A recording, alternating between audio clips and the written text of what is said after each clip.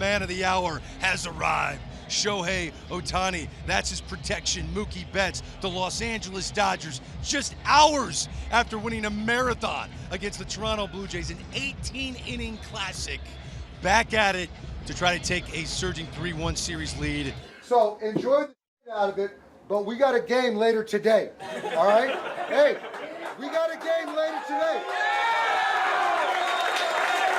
Record-breaking game unlike anything we have ever seen. 19 total pitchers used. How are the Blue Jays and Dodgers going to follow that up in Game 4? You know, last night was taxing on both clubs' pens, but it's kind of an all-hands-on-deck situation. You kind of figure out who's available and who feels good enough to pitch tonight. It's the World Series. Everyone's feeling good. They like these situations. You know, we've responded well in these situations. In terms of second win, no, man. It's just wake up, get ready to do it again. How do you follow up reaching base 9 times in a game? If your name's Shohei Otani, you do it by taking the ball as the starting pitcher. For the first time in the World Series, we get to watch Otani on the mound. Yeah, there is no way to top last night. Oh, wait, yes, there is. The greatest show on earth. Shohei Otani. All season long, the Blue Jays have overcome obstacles. They led the majors in comeback victories. They rallied in the ALCS after losing the first 2 games at home, but tonight they face perhaps their greatest challenge. George Springer is out of the lineup after leaving last night's game with right side discomfort. Bo Bichette will be the DH. The Blue Jays say Springer is day-to-day, but they are losing a player who has hit 23 career homers in the postseason on a night they are facing Shohei Otani. The odds are against them. Popped up down the left field line. Kike Hernandez is open to the center. Makes the catch. Wow! Fresh off of last night's craziness, it's a highlight defensive play to start Game 4. Kike Hernandez reaching over the short wall in foul ground down the left field line. A spectacular effort to get out number 1. This is the matchup I wanted to see. These are 2 of the greatest stars in our game, and offensively they have done a nice job and slowed down Guerrero. No extra base hits. Of the breaking balls, the slower breaking ball is the only pitch that's going to give Guerrero fits. Otani gets him on 3 pitches. I know a lot of people think and thought, and probably still believe I'm crazy, but this is where he's the most comfortable, is on the mound. The payoff. Bichette takes ball 4. And the Jays have their first base runner. And that's what they're going to have to do. They're going to have to really battle a guy who can throw a lot of pitches in the strike zone and pick and choose their moments to make him work as hard as possible. But the Blue Jays working deep counts against him. Bichette drew the walk. And we'll get a head start here with a 3-2 to Barger. Here it comes. A shot left side. Muncy able to get there and keeps it in the infield, but it's a hit for Barger. And it's a chance for the Jays in the first. Just so many moments that felt like they could be the moment that kept on getting topped and topped again and topped by an even bigger one. Kirk had one of those early moments. Swings and pops it up on the infield. Freddie Freeman at first. He reaches back and makes the catch.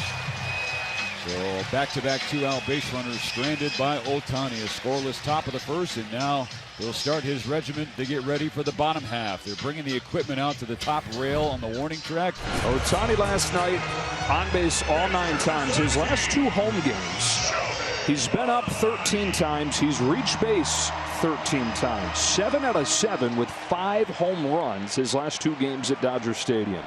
Shane Bieber, 30 years old, out of Laguna Beach, California. Otani checks his swing on a pitch on the outside corner, and I think that might have been a makeup call because that had the edge, and Bieber was walking around like it was going to be a K. Instead, a leadoff walk. 2 down, and at least you get not as quick of a runner at first base now. I love the fact that Shohei Otani slid in the first inning. So for the next 5 or 6 innings or so, Shohei Otani will be pitching with dirt all over his pants. You never see that unless it's Shohei Otani. Blue Jays stranded 2. Dodgers have Freeman at first with 2 out. And this 1-1 to Will Smith.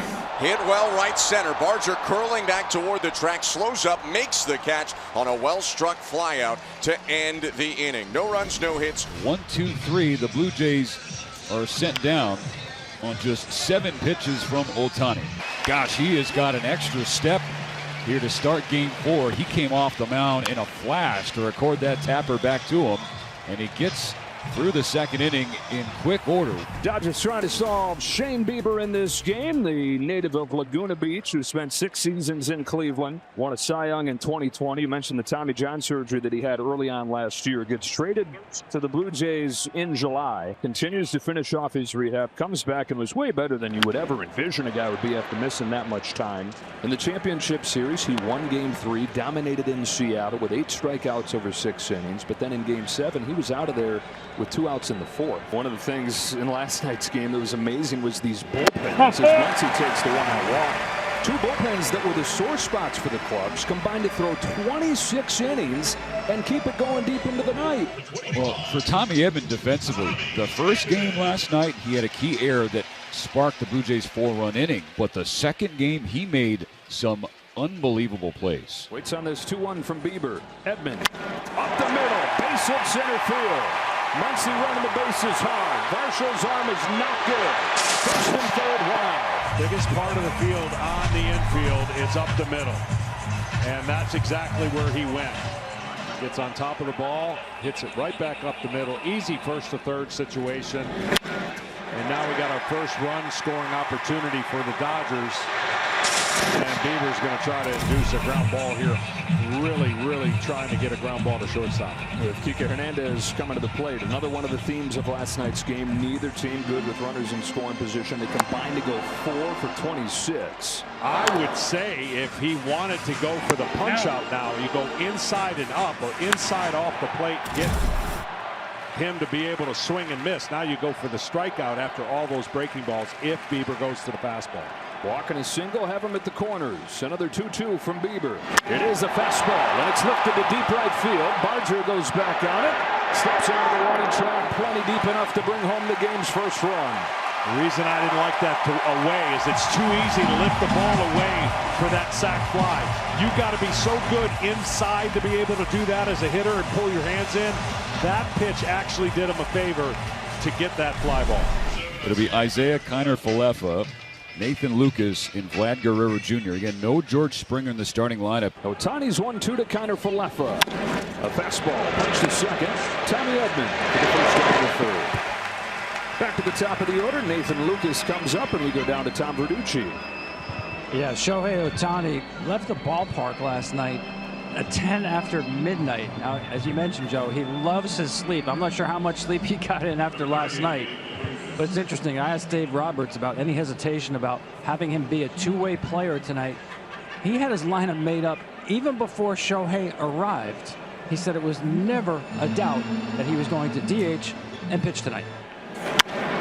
Lucas rips a base hit into right field. Over to cut it off Hernandez. He holds Lucas to a single. There's not much movement with that four-seam fastball. Throws it about 40% of the time. You have to be ready for it, a lot like Nathan Lucas was right there. Otani would not show Guerrero that fastball much the first time he faced him today.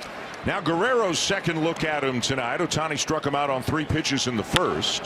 There's a fly ball to deep left center field. Headed back there. It is gone. Vlad Jr. gives the Jays the lead. Vladimir Guerrero Jr. lines one into the seats in left center, and the Blue Jays take the lead. His 7th postseason home run, and that is a new Blue Jays franchise record. He broke the tie with Joe Carter and Jose Bautista. And the Blue Jays need a big night from Vladimir Guerrero Jr. Off to a good start. That's only the 4th home run Otani has given up this season, regular season and postseason. I'll tell you, this guy's amazing, and he's ready for everything. I mean, this is the first mistake that Otani has made, and he didn't get it back. La balle est frappée la plante direction du champ gauche. À la piste à l'avertissement. Circuit Vladimir Guerrero Jr. Vladimir qui voit des ballons de plage partout. On en parlait. On a vu un ballon de plage à la sortie des doigts de Shohei Otani. Une balle cassante suspendue et Vladimir l'a pas manqué. This breaking ball is up, barrel of the bat, out in front, and I said if a spinner is in the zone, it's a recipe for a launched home run. All you got to do is backspin it as a hitter and get that barrel to the ball, and the ball just takes off. After Vlad Jr. goes deep against him, he leads off. On a 2-2 from Bieber, he fouls it into the glove. Bieber made his best changeup of the night to strike him out. Changeup acting like a screwball away from the outside part of the plate. And again, we talked about it all night last night. Nobody made those pitches against him. This is the part of game that you got to watch for that fatigue and the adrenaline running off. Breaking pitch gets him swinging, but it was over the plate. Yeah, he has the stuff to get through this lineup. Don't get me wrong, but this is the part where you get the adrenaline is gone, and you're now working off of all the training you put in, all the effort to dominate on the mound. He's going to have to work really, really hard mentally on location from this point on. Fouled into the glove, but that's back-to-back strikeouts where he didn't put it where he wanted it. No, the fastball is just a little bit running on him. He's cutting a couple and missing a couple up, but his ability to spin the baseball, again, such a weapon for him on a 3-2 count. The hitter can't just confine to and commit to one particular pitch. Another 2-2. Strikes out the side in the fourth. Put a fastball by him as Otani strikes out the side in the fourth inning. Kirk, Varsho, and Clement all have their tickets punched. Shohei goes back to work after he struck out the side last inning. Strikes out Jimenez with a back foot slider. 4 consecutive Ks. In the air to left center field. Routine for Kike Hernandez. 2 up and 2 down in the 5th. Base hit the other way from Lucas. Into the leadoff spot was Springer out. Moves up 1 spot in the order, and he's got 2 hits in this game, doubling his total from the first 3. Vladimir Guerrero Jr. up after his 2-run homer in the 3rd. It is a fastball right over the middle, smoked to center, but it pajes. We're halfway home in game 4. Shane Bieber giving the Blue Jays what they need a night after the bullpen carried such a huge load on both sides. Dodgers tied it with a home run from Otani last night in the 7th. But there's the tying run in the 5th. Strike 3. Sword from John Tumpane, the home plate umpire. Second time that Bieber has struck out his pitching counterpart. In the air to center field, Varsho is there. And on 1 pitch, Bieber's not going to let him find much out. Last night, the Dodger bullpen covered 13 1/3. The Blue Jays bullpen covered 12 2/3. These starters with pressure on them to go deep, and we got a pitcher's duel developing. 2-1 to the 6th. In the air to left field, Kike Hernandez drifting back to get the shot. Blue Jays trying to tie this series up. If they can win one of these 2 games where they are not favored when it comes to the starting pitching. Otani picks this one off and shovels to first. 2 out. A wave and a miss. Strike 3. Strikeout number 6 ends inning number 6. Shohei Otani keeping the Dodgers in game 4. While we all marveled at Shohei Otani, the Blue Jays are sitting over there with that smile that Vlad Guerrero gave us as we went to break, saying, hey, we're in front. Here's his 1-2 pitch to Freeman. Breaking ball, pull past Guerrero, sneaks under his glove into right field. A leadoff single for Freddie Freeman. His second hit of the ball game. 2 out of the 3 the Dodgers have. And it's another 2-strike knock for LA. Yeah, tough play there. Tried to get a short hop. We've watched Guerrero make every single play imaginable at first base. This one hit too hard, and at least only a single. Line drive center field. Varsho makes the catch. The Gold Glover in center field. Dalton Varsho takes a hit away from Will Smith. And that might be it for Bieber. Instead of allowing him to face Teoscar Hernandez. Here comes John Schneider. And a conversation here at first. No, maybe not. John says that he's told his starters if he runs out there, they have a chance to talk their way into staying in the game. If he's walking, you're done. John was walking, but Shane still talked his way into staying in. That's a line drive, base hit center field. Teoscar Hernandez scorches one into center. Tying run into scoring position. Well, almost off the plate where he wanted it, and we talked about Hernandez, how he's staying on the ball a lot better here in the last 2 days, and that's the shortest 2 quick trips you're going to see a manager make. 1 pitch later, the Dodgers have Shane Bieber out of the ball game and have the Blue Jays bullpen forced into duty first. And Mason Fluharty is coming on to deal with the left-hand hitting Max Muncy. Shane Bieber has given this team a chance to win. Tying run at second, go-ahead run at first. Muncy sends a fly ball to center field that Dalton Varsho has spotted. And on 1 pitch, he gets out number 2. Now it'll be the switch-hitting second baseman Tommy Edman Swing and a miss, strike 3. Got him on a back foot sweeper. Fluharty comes in, gets the first pitch fly out, and a 3-pitch strikeout to end the threat. On to the 7th we go. Dalton Varsho bangs the first pitch that Otani throws into right field, starting the 7th with a single. Blue Jays lead this game 2-1 on a home run from Vlad Jr. back in the 3rd. Dodgers just 1 run of support on 4 hits for Otani, who tries to get an out in the 7th inning for the first time as a Dodger and for the first time since July of 2023. Might try to extend a 9-game hitting streak. A lot of time to extend it last night. Cranks this ball to left center field. That's headed for the gap. That's headed for the wall. Varsho rounds 3rd and stops on a double from Clement. Screamer of a line drive puts him at 2nd and 3rd. This is the point in the game I was talking about where your stuff and location has to be really, really good, because you lose the extension and late life on your pitches. So location, the later you go, is way more important, and that's going to be it for Otani. I mean, still a remarkable job to go into the 7th inning after 18 innings of baseball last night. Strikes out 6, walks just 1. Blue Jays with at least 2 runs on 6 hits. Anthony Banda's ready to go in that bullpen. Otani leaves to a good hand. Down 2-1 as Banda and the Dodger pen takes over. Banda faced just 1 hitter yesterday. Finished off Tyler Glasnow's last inning. It started that marathon of relievers. Dodger infield drawn in. The Blue Jays already up 2-1, but they got to add. It's really tough to cling to a 1-run lead against the Dodgers. Well, this is when you shorten up and you're just trying to get the barrel to the baseball. And not only has he put up a big fight, he's shown a lot of pitches to IKF behind him. 7 offered already by Banda. This is his first batter faced. Big part of the Blue Jays offense has been the bottom of the order contributing through this postseason. Banda's 8th pitch, Jimenez comes through with a base hit to left center field. Varsho's in to score, and it's 3-1. Andres Jimenez battling with 2 strikes. That was more like Blue Jays baseball that you've been seeing throughout the playoffs. Runners in scoring position, they have been stingy. This is literally put the bat on the ball and see what happens.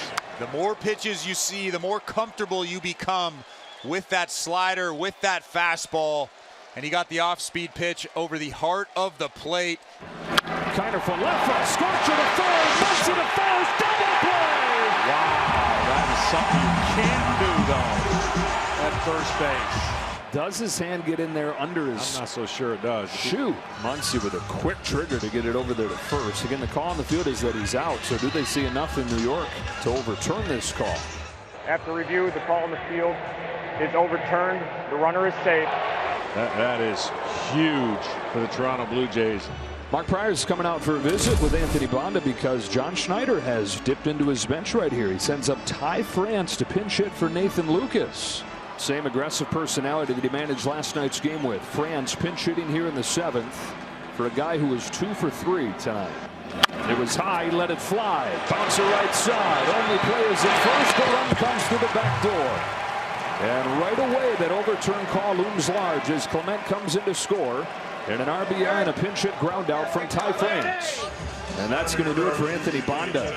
Those 2 runs are charged to Shohei Otani, but Banda, after they put Vladimir Guerrero Jr. on intentionally, unable to pick up where the bullpen left off last night with the heroic relief work. 4-1. Trinan's on for Bichette, and who was one of the trusted arms in last season's championship. He struggled mightily this October. There's another shot to deep left. Over the head of Hernandez and against the wall. Bichette hangs on with a long single, and it's 5-1 Blue Jays. Wall ball RBI single, Bo Bichette. 5-1 Blue Jays in the 7th. He tagged it out to left. Like I said, he's slowly starting to look like Bo Bichette.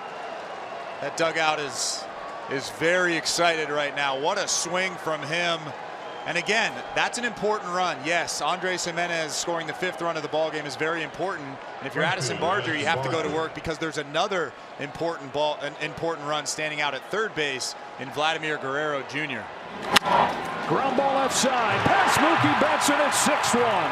A 4th spot for the Jays in the 7th. Dodgers are in business now, but again, those 2 runs out there standing at second and third with nobody out are essentially meaningless, and I'm sure Pete Walker is walking out to tell him that right now.